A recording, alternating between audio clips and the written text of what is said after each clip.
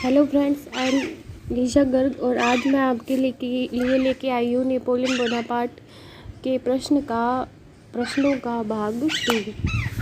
इसका जो प्रश्नों का पहला संग्रह था वो अपने एक वीडियो में कर लिया था कल। आज हम इसके प्रश्नों का संग्रह का दूसरा जो पार्ट है वो आज करेंगे मित्रों। लेकिन उससे पहले मेरी आपसे रिक्वेस्ट है कि आप मेरे चैनल को सब्सक्राइब, लाइक और शेयर ज़रूर करें मित्रों। तो आज हम करते हैं नेपोलियन जो है उससे संबंधित कुछ क्वेश्चन। नेपोलियन फ्रांस का प्रधान कौंसिल कब से कब तक रहा? नेपोलियन फ्रांस का प्रधान कौंसिल कब से कब तक रहा? तो मित्रों, नेपोलियन जो है 1799 से लेकर 1804 तक है वो फ्रांस का प्रधान कौंसिल रहा। उसके बाद नेपोलियन ने फ्रांस की क्रांति के बाद 1799 में फ्रांस का संविधान बनाया। यह फ्रांस का कौन सा संविधान था? तो फ्रेंड्स, ये चतुर्थ संविधान था। इसके बाद हम पढ़ते हैं कि नेपोलियन द्वारा पोप से किया गया समझौता किस नाम से प्रसिद्ध है? तो फ्रेंड्स, मैंने आपको बताया था कि उसने चर्च में कुछ सुधार किए थे। चर्च के जो पादरी वगैरह थे, अधिकारी थे, वहाँ पे जो काम करते थे, उनको उसने नगद वेतन देकर चर्च पर जो राज्य का अधिकार बना लिया था। और जो पोप पायस सप्तम, इसके साथ एक समझौता किया था जिसे कॉनकॉर्डेटा नाम दिया गया था। फिर उसके बाद 63 जो क्वेश्चन है वो है फ्रांस द्वारा अमीनस की संधि कब व किसके साथ की गई? तो फ्रेंड्स, फ्रांस के द्वारा जो अमीनस की संधि है वो इंग्लैंड के साथ की गई थी 1802 में। नेपोलियन के राज्यारोहण की तिथि कौन सी है? मित्रों, बहुत ही इजी क्वेश्चन है और ये जो इसकी राज्यारोहण की तिथि है वो है 2 दिसंबर 1804 में। सम्राट बनने के पश्चात यूरोप पर प्रभुता के प्रयास में 1805 में इंग्लैंड व नेपोलियन यानी कि फ्रांस के मध्य कौन सा युद्ध हुआ? तो इंग्लैंड और फ्रांस के मध्य 1805 में ट्राफलर का युद्ध हुआ था मित्रों। 1805 ईस्वी के ट्राफलर युद्ध में कौन सा अंग्रेज जल सेना नायक मारा गया? तो इस युद्ध में जो नेल्सन था वो मारा गया था मित्रों, ये सारे जो क्वेश्चन है ये मेरी वीडियो में से है। मैंने जो नेपोलियन बोनापार्ट की वीडियो बनाई है फ्रेंड्स, अगर आप उनको सुनेंगे और अच्छी तरह से उसको देखेंगे तो आपको ये सब क्वेश्चनों के आंसर उसमें मिलेंगे और आपका जो नेपोलियन बोनापार्ट है वो अच्छी तरह से तैयार होगा। पहले आप वो वीडियो देखिए, फिर इन क्वेश्चनों को सॉल्व कीजिए, तो ये आपके लिए बहुत ही ईजी होंगे। नेपोलियन ने ऑस्ट्रिया को उल्म नामक स्थान पर परास्त कर किस संधि के लिए बाध्य किया? तो मित्रों, इसमें आएगा प्रेसबर्ग की संधि। किस संधि के फलस्वरूप राइन संघ की स्थापना की गई? तो ये जो प्रेसबर्ग की संधि है इसके अनुसार ही राइन संघ की स्थापना की गई। और ये राइन संघ कहाँ मनाया गया था मित्रों? ये राइन संघ मनाया गया था जर्मनी में। इसके बाद 69वां क्वेश्चन है, नेपोलियन ने 1807 में किस युद्ध में रूस को परास्त किया? तो ये जो फ्रीडलैंड का जो युद्ध है इसमें मित्रों रूस को परास्त किया था 1807 में। इसमें जो रूस का शासक होता है उसको बुरी तरह से पराजित किया था और नेपोलियन की इसमें विजय हुई थी। नेपोलियन द्वारा फ्रांस को कितने प्रांतों में बांटा गया था? तो फ्रांस को 83 राज्यों में बांटा गया था, 83 प्रांतों में बांटा गया था। नेपोलियन की विधि संहिता में कितने प्रकार के कानून थे? तो फ्रेंड्स, यहाँ पे 5 प्रकार के कानून थे और कानूनों के बारे में आप नेपोलियन की जो विधि संहिता उसने बनाई उसके बारे में मैंने आपको विस्तार से बताया। निम्न में से कौन सा एक नेपोलियन की विधि संहिता का भाग नहीं था? आप जिसने विधि संहिता के बारे में लेक्चर सुना है मेरा वो तो इसमें आसानी से बता देगा। इसमें जैसे पहला ऑप्शन नागरिक संहिता, दूसरा है नागरिक प्रक्रिया संहिता, तीसरा है दंड विधान संहिता और चौथा है धर्म विवाद संहिता। तो मित्रों, इसमें ये जो ऊपर वाले 3 है ये तीनों ही उसकी विधि संहिता के भाग थे, लेकिन ये जो चौथा था धर्म विवाद संहिता ये उसकी विधि संहिता का भाग नहीं था। नेपोलियन कब आजन्म कौंसल बना दिया गया? तो मित्रों, नेपोलियन को 1802 ईस्वी में आजन्म कौंसिल बना दिया गया। नेपोलियन बोनापार्ट का राज्याभिषेक 2 दिसंबर 1804 को किस चर्च में हुआ? तो मित्रों, ये जो नोत्रे दामे चर्च है, यहाँ पे इसका राज्याभिषेक होता है। यहाँ पर जब ये चर्च का पोप इसको मतलब सम्राट बनाता है और इसको जब मुकुट पहनाने लगता है, तो ये कहता है कि मैं ये जो मुकुट है ये अपने आप पहनूंगा, क्योंकि फ्रांस का जो शासन है या ये जो मुकुट है मुझे मिट्टी में पड़ा मिला, धूल में पड़ा मिला, और मैंने इसे तलवार की नोक पे पाया है, इसलिए इसे पहनने का हक या पहनाने का हक सिर्फ मुझे ही है। नेपोलियन को फ्रांस का राज मुकुट किसने पहनाया? तो इसका आंसर मैंने आपको पहले क्वेश्चन में दे दिया मित्रों। तो इस किसी ने नहीं पहनाया, इसने खुद ने ही पहना था। ऑस्ट्रिया और रूस के शासकों की सेनाओं को 1805 में नेपोलियन द्वारा किस स्थान पर परास्त किया गया? तो मित्रों, ये जो युद्ध था ये ऑस्टरलीज का युद्ध था। ये 3 सम्राटों के बीच जो युद्ध हुआ इसे 3 सम्राटों का युद्ध भी कहा जाता है। प्रेसवर्ग की संधि द्वारा फ्रांस में मिलाए गए प्रदेश कौन से थे? तो ये बवेरिया तथा गुटेनबर्ग जो थे ये प्रेसवर्ग की संधि द्वारा मिलाए गए थे। और ये प्रेसवर्ग की जो संधि थी मित्रों, वो जर्मनी और ऑस्ट्रिया के बीच हुई थी। जर्मनी नहीं मित्रों, फ्रांस और ऑस्ट्रिया के मध्य हुई थी। इसके बाद नेपोलियन बोनापार्ट ने जर्मन राज्यों की क्या व्यवस्था की? तो उसने जर्मनी को अधिकार करके जर्मनी पर ऑस्ट्रिया से युद्ध किया पहले तो, और फिर जर्मनी पर अधिकार करके वहाँ पे 16 राज्यों का एक जर्मन संघ परिसंघ बना दिया। और नेतृत्व किसका था इन 16 राज्यों का? ये जो नेतृत्व संभाला इनका ऑस्ट्रिया ने। नेपोलियन की महाद्वीपीय व्यवस्था से क्या अभिप्राय था? इसका मतलब ये था कि ये इंग्लैंड का जो व्यापार और वाणिज्य था उसको बिल्कुल ध्वस्त करना चाहता था, बिल्कुल ही समाप्त करना चाहता था, इसलिए इसने महाद्वीपीय व्यवस्था अपनाई थी। 19 जुलाई 1808 को किस युद्ध में स्पेन की जनता के विरुद्ध फ्रांस की सेना की पराजय हुई? तो मित्रों, ये बेलन का युद्ध था, जिसमें जो नेपोलियन बोनापार्ट है वहाँ पे जाता है और स्पेन में जो स्पेन का जो शासक है चतुर्थ, ये होता है चार्ल्स चतुर्थ, स्पेन का शासक होता है चार्ल्स चतुर्थ। यहाँ पे क्या है कि उत्तराधिकार के बारे में कुछ लड़ाई हो जाती है चार्ल्स चतुर्थ और उसके पुत्र के बीच में। तो वो नेपोलियन बोनापार्ट क्या करता है कि दोनों को, पिता और पुत्र को, दोनों को ही शासन या स्पेन की गद्दी से उतार देता है और खुद का जो इनका भाई होता है उसको स्पेन का राजा घोषित कर देता है। लेकिन फिर क्या होता है कि वहाँ स्पेन की जो जनता होती है वो विद्रोह कर देती है और स्पेन की जनता के साथ नेपोलियन का बड़ा भारी युद्ध होता है, और जिसमें जो वेलेजली है इंग्लैंड का जो भारत के गवर्नर जनरल भी रहे हैं, और वहाँ पे इंग्लैंड से उसको वेलेजली को बुलाया जाता है नेपोलियन से युद्ध करने के लिए। और वेलेजली क्या है इसमें नेपोलियन को हरा देता है, क्योंकि स्पेन की जो जनता होती है उसके साथ होती है। ऑस्ट्रिया की राजकुमारी का क्या नाम था जिनके साथ नेपोलियन ने 1809 में दूसरा विवाह किया था? तो ये मित्रों थी लुइसा, ये लुइसा थी। पहला जो इसकी शादी है वो हुई थी जोसेफाइन ब्यू से हुई थी।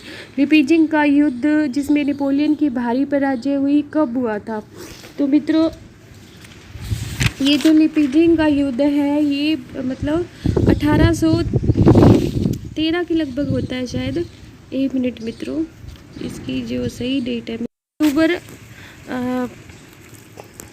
अक्टूबर 1813 में लिपिजिंग का युद्ध होता है। इसके बाद 83वां क्वेश्चन, फ्रांस व रूस के मध्य युद्ध कब हुआ जिसमें नेपोलियन की लगभग 2/3 सेना भूख व ठंड से नष्ट हो गई? तो मित्रों, फ्रांस और रूस के मध्य जो युद्ध हुआ था वो हुआ था 1812 में। इसमें भी नेपोलियन को बहुत बड़ा नुकसान उठाना पड़ा। 31 मार्च 1814 को पराजय स्वीकार करने के बाद नेपोलियन को पेंशन देकर कहाँ भेजा गया? तो इसको एल्बा द्वीप पर भेजा था मित्रों, जहाँ से ये वापस आ गया था एल्बा द्वीप से। और वहाँ जब फ्रांस की जनता ने इसका बहुत स्वागत किया वापस आने पे, और फिर इसने 100 दिन का शासन किया था फ्रांस में। नेपोलियन को एल्बा द्वीप भेज दिए जाने के बाद फ्रांस की राजगद्दी पर किसे बिठाया गया? तो मित्रों लुई 18वां जो था उसको फ्रांस की गद्दी पे बिठाया गया था। पेरिस जो सम्मेलन होता है उसके अंतर्गत, पेरिस की जो संधि होती है उसके अंतर्गत ये फिक्स किया जाता है कि लुई जो 18वां है उसको मतलब फ्रांस की गद्दी पे बिठाया जाएगा। नेपोलियन के पतन के बाद फ्रांस की अस्थायी सरकार किसके नेतृत्व में गठित की गई? तो मित्रों ये टेलरा जो था इसके नेतृत्व में जो फ्रांस की अस्थायी सरकार है उसका गठन किया गया। पेरिस की प्रथम संधि द्वारा फ्रांस की सीमाओं का निर्धारण हुआ। तो ये मतलब 1792 से जो पूर्व की स्थिति थी उसके अनुसार फ्रांस की सीमाओं का निर्धारण हुआ था। मित्रों वाटरलू का युद्ध कब हुआ? ये वाटरलू का जो युद्ध है वो होता है वाटरलू का युद्ध 1815 को होता है फ्रेंड्स। वाटरलू का युद्ध कब होता है? 18 जून 1815 को। नेपोलियन के जीवन का 40वां व अंतिम युद्ध कौन सा था जिसमें पराजय के बाद नेपोलियन के भाग्य का सूरज सदैव के लिए परास्त हो गया?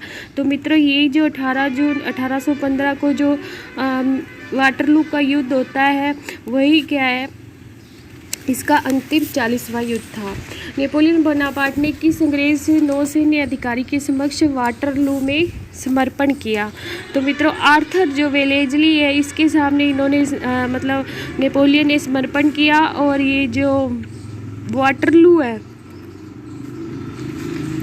वाटरलू जो स्थान है ये बेल्जियम में है। मित्रों कहाँ है ये? बेल्जियम में है। इसके बाद अगला क्वेश्चन देखते हैं। अगला क्वेश्चन है वाटरलू के युद्ध में अंग्रेज सेना का सेनापति कौन था? तो मित्रों वाटरलू के युद्ध में अंग्रेज सेना का सेनापति आर्थर वेलेजली था। ये हमने पहले भी देखा है, ये आर्थर वेलेजली थे। और वाटरलू के युद्ध में पराजय के बाद नेपोलियन ने अपना शेष जीवन किस द्वीप पर कैदी के रूप में गुजारा? तो इनको भेज दिया गया था सेंट हेलेना, दक्षिणी अटलांटिक महासागर में एक द्वीप है सेंट हेलेना, वहाँ इनको भेज दिया गया था। नेपोलियन बोनापार्ट की मृत्यु कब हुई? तो इसकी जो मृत्यु है मित्रों वो होती है 5 मई 1821 को। पेट की इसको कोई बीमारी हो जाती है, उसके बाद इसकी मृत्यु हो जाती है। कितने वर्षों बाद नेपोलियन बोनापार्ट के अवशेष लाकर उसका ससम्मान पेरिस में पुनः अंतिम संस्कार किया गया? तो 20 वर्ष के बाद मित्रों, इसके मृत्यु के 20 वर्ष बाद इसके अवशेष लाकर इसका पेरिस में अंतिम संस्कार किया गया। महाद्वीपीय व्यवस्था का आधार क्या था? तो मैंने आपको मित्रों बताया था शुरुआत में ही, वीडियो है मेरी, उसके दूसरे या तीसरे पार्ट में मैंने मोंट गिलार्ड के बारे में आपको बताया था। ये मोंट गिलार्ड जो था ये नेपोलियन बोनापार्ट का मित्र था और इसने महाद्वीपीय व्यवस्था पर एक पत्र लिखकर नेपोलियन बोनापार्ट को प्रेषित किया था और फिर इसने महाद्वीपीय व्यवस्था शुरू की थी इंग्लैंड का जो व्यापार वाणिज्य था उसे ठप करने के लिए। महाद्वीपीय व्यवस्था का जो आधार था ये मोंट गिलार्ड का ये स्मृति पत्र था या एक पत्र था। नेपोलियन ने स्पेन के किस सम्राट को सिंहासन से हटाया? तो मित्रों ये जो है चार्ल्स चतुर्थ है। मैं पहले क्वेश्चन आया इसके बारे में, स्पेन के बारे में, उसमें आपको इसका डिस्क्राइब कर चुकी हुई। चार्ल्स चतुर्थ थे जो स्पेन के शासक थे। नेपोलियन ने चार्ल्स चतुर्थ को हटाने के बाद स्पेन का सम्राट किसे बनाया? तो मित्रों ये जो जोसेफ बोनापार्ट था इसको इसने इंग्लैंड का मतलब स्पेन का सम्राट बना दिया। इंग्लैंड ने स्पेन की जनता की सहायता हेतु किस अंग्रेज अधिकारी को भेजा जो भारत का गवर्नर भी रहा? तो इसका जिक्र हम पहले भी कर चुके हैं मित्रों, ये थे आर्थर वेलेजली। नेपोलियन एल्बा द्वीप से भागकर पुनः फ्रांस का सम्राट कब बना? तो मित्रों ये फ्रांस का सम्राट बना फ्रेंड्स, ये बना था फरवरी 1815 में। दोबारा जब ये आता है एल्बा द्वीप से भागकर और वहाँ से आकर ये 100 दिन का शासन करता है, तब ये 1815 में फ्रांस का सम्राट बनता है। आधुनिक यूरोप का निर्माता किसे कहा जाता है? नेपोलियन को ही आधुनिक यूरोप का निर्माता कहा जाता है। वाटरलू के युद्ध में प्रशा का सेनापति कौन था? तो मित्रों ये जो ब्लूचर है ये प्रशा का सेनापति था।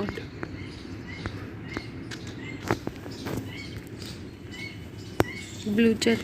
किस संधि द्वारा नेपोलियन ने सभी अधिकार त्याग दिए? तो ये जो फोंटेनब्लू, शायद फोंटेनब्लू की संधि है इसके द्वारा, ये जो फोंटेनब्लू की संधि है इसके द्वारा जो ये नेपोलियन बोनापार्ट है इसने अपने सभी अधिकार त्याग दिए। नेपोलियन के राज्याभिषेक के अवसर पर कौन सा पोप उसके दरबार में उपस्थित था? तो इसका जिक्र हम पहले ही कर चुके हैं मित्रों। ये जो था पोप पायस सप्तम, ये जो था इसके दरबार में उपस्थित था। 2 दिसंबर 1805 को लड़े गए 3 सम्राटों के युद्ध ऑस्ट्रेलीज युद्ध में निम्न में से कौन सा सम्राट शामिल नहीं था? तो मित्रों ये जो स्पेन का जो सम्राट है ये यहाँ पे शामिल नहीं था, स्पेन का चार्ल्स चतुर्थ। 1807 ईस्वी में रूस और नेपोलियन के मध्य हुई प्रसिद्ध संधि कौन सी है जिसके बाद नेपोलियन अपने उत्कर्ष की चरम सीमा पे था? तो मित्रों ये जो संधि है ये है टिलसिट की संधि। ये बहुत ही इम्पोर्टेंट है, मोस्ट इम्पोर्टेंट है। रूस के मध्य और नेपोलियन बोनापार्ट के मध्य ये टिलसिट की संधि होती है। विश्व में कुछ भी असंभव नहीं, असंभव शब्द केवल मूर्खों के शब्दकोश में। ये कथन किसका था? तो मित्रों निश्चय ही ये जो शब्द है इसमें ऑप्शन नहीं दे रखा मित्रों, ये नेपोलियन का था। किसका था? नेपोलियन का था। द फ्रेंच रेवोल्यूशन नामक पुस्तक के लेखक कौन है? तो मित्रों इसके जो लेखक है वो है क्रोपाटकीन। कौन सा अभियान नेपोलियन बोनापार्ट के लिए एक जहरीली फोड़ा या नासूर साबित हुआ? तो मित्रों जब हम स्पेन अभियान के बारे में पढ़ते हैं तो पता लगता है कि ये स्पेन का जो, उसने खुद भी कहा था कि स्पेन का जो एक फोड़ा है ये मेरे लिए नासूर बन गया। मेरा वास्तविक गौरव मेरे 40 युद्धों के विजय में नहीं, मेरी विधि संहिता ही ऐसी है जो कभी न मिट सकेगी और चिरस्थायी सिद्ध रही। तो मित्रों ये जो कथन है इसके बारे में पहले आपको बताया, मैंने व्याख्या की है इसकी। और ये जो कथन किसका है? नेपोलियन का। प्रायद्वीपीय युद्ध किन किन के मध्य हुआ? तो मित्रों ये जो प्रायद्वीपीय युद्ध है वो होता है फ्रांस और स्पेन के मध्य होता है प्रायद्वीपीय युद्ध। इसके बाद 111वां क्वेश्चन है कि प्रायद्वीपीय युद्ध कितने टाइम तक चला? तो प्रायद्वीपीय युद्ध जो है वो मित्रों 1808 से 1814 तक चला। नेपोलियन का साम्राज्य युद्ध में पनपा था, युद्ध ही उसके अस्तित्व का आधार बना रहा और युद्ध से ही उसका अंत हो गया। तो ये जो कथन है ये है इतिहासकार काबन का है मित्रों। वह आया, उसने देखा और जीत लिया। नेपोलियन की किस अभियान से संबंधित है? तो मित्रों ये जो कथन है ये है इटली अभियान से संबंधित, जो इसका प्रथम इटली अभियान था उससे संबंधित है। नेपोलियन ने अपने जीवन काल में कितने युद्ध लड़े? तो उसने अपने जीवन काल में मित्रों 40 युद्ध लड़े।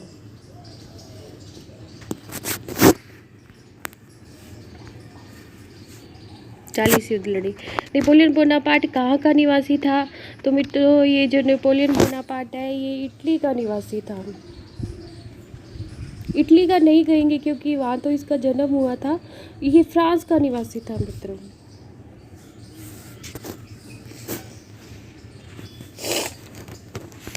इसके बाद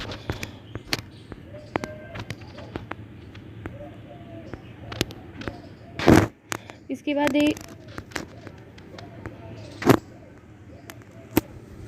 116वां क्वेश्चन, वाटरलू के युद्ध में ब्रिटिश सेना का सेनापति कौन था? तो ब्रिटिश सेना का सेनापति कौन था मित्रों? Duke of Wellington. जो वेलेजली थे, आर्थर वेलेजली, उनको ही ड्यूक ऑफ वेलिंगटन की उपाधि दी गई। वाटरलू के युद्ध के अंत में कौन सी घटना अप्रत्याशित थी? कि जो नेपोलियन बोनापार्ट का हारना, ये जो घटना है अप्रत्याशित थी क्योंकि नेपोलियन जो था वो जीतता ही आया था। उसने शायद ही कोई बहुत ही कम युद्ध हारे थे, लेकिन इस युद्ध में वो हार गया, तो ये घटना अप्रत्याशित थी। किस संधि को नेपोलियन का चरमोत्कर्ष माना जाता है?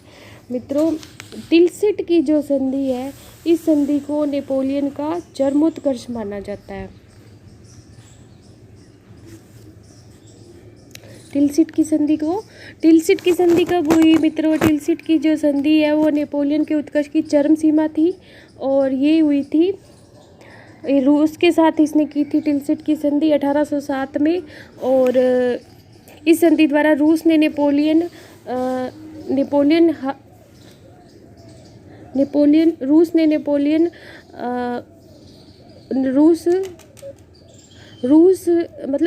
ने रूस को हरा दिया। हॉलैंड, जर्मनी तथा इटली में किए गए परिवर्तनों को मान लिया और प्रशा का विघटन भी स्वीकार कर लिया। नेपोलियन की इस शानदार कूटनीतिक विजय के कारण यूरोप का सबसे बड़ा देश उसकी शरण में आ गया। नेपोलियन ने बेग्राम के युद्ध में जुलाई 1809 में ऑस्ट्रिया को पराजित किया और वियना की अपमानजनक संधि करने के लिए बाध्य किया। तो मित्रों, ये थी टिलसिट की संधि की व्याख्या जो मैंने आपके सामने की। मित्रों, इस वीडियो में हर प्रश्न को अच्छी तरह से बताने का मैंने प्रयास किया है। इसके अलावा भी अगर आप नेपोलियन बोनापार्ट के बारे में और जानना चाहते हैं और इन प्रश्नों का उत्तर स्वयं देना चाहते हैं तो प्लीज़ आप मेरी पीछे वाली वीडियो को देखें और उनको समझें।